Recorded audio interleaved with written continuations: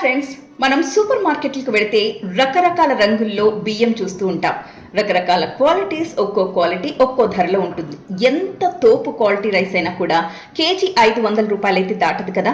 కానీ ఇప్పుడు మీరు చూడబోయే ఈ జపాన్ కిన్మమై రైస్ కేజీ ఎంత తెలుసా? 15,000 రూపీస్. ఎస్, మీరు విన్నది కరెక్టే. ఈ రైస్ కేవలం జపాన్లో మాత్రమే మనకి దొరుకుతుంది. జపాన్ వాళ్ళు మాత్రమే పండిస్తారు. చూడటానికి చాలా చిన్న గింజ ఉంటుంది, కానీ వెరీ టేస్టీ. దీన్ని మనం కడగక్కర్లేదు, నానబెట్టక్కర్లేదు. డైరెక్ట్గా స్టవ్ మీద వాటర్ పోసి వండేసుకోవడమే. ఎంతో ఈజీగా కుక్ అయిపోతుంది, అంతకంటే ఈజీగా డైజెస్ట్ అయిపోతుంది. అన్నింటికి మించి ఏ రైస్లోనూ లేనన్ని పోషక విలువలు ఈ కిన్మమై రైస్లో ఉంటాయట.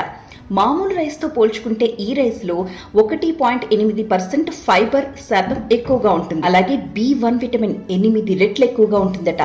దీన్ని కనుక తింటే మన బాడీలో రోగ నిరోధక శక్తి విపరీతంగా పెరిగిపోతుందట. దాంతో ఫ్లూ కానీ, ఇన్ఫెక్షన్ కానీ, క్యాన్సర్ లాంటి రోగాలు వచ్చినా కూడా వాటితో ఎంతో సమర్థవంతంగా ఇది ఫైట్ చేయగలదు. నిజానికి అలాంటివేవి మన దరి చేరనివ్వకుండా ఈ రైస్ కాపాడుతుంది మనల్ని. సో ఇన్ని పోషక విలువలున్న ఈ రైస్ గిన్నిస్ బుక్ ఆఫ్ రికార్డ్స్లో స్థానం సంపాదించుకుంది. మరి ఇంకెందుకు ఆలస్యం, మనం కూడా పండించేద్దాం అనుకునేరు. మనం పండించలేం, ఎందుకంటే జపాన్ ఈ రైస్ని పండించడానికి గల టెక్నాలజీపై పేటెంట్ హక్కును తీసుకుంది. సో కేవలం జపాన్ వాళ్ళు మాత్రమే ఈ రైస్ని పండించగలుగుతారు.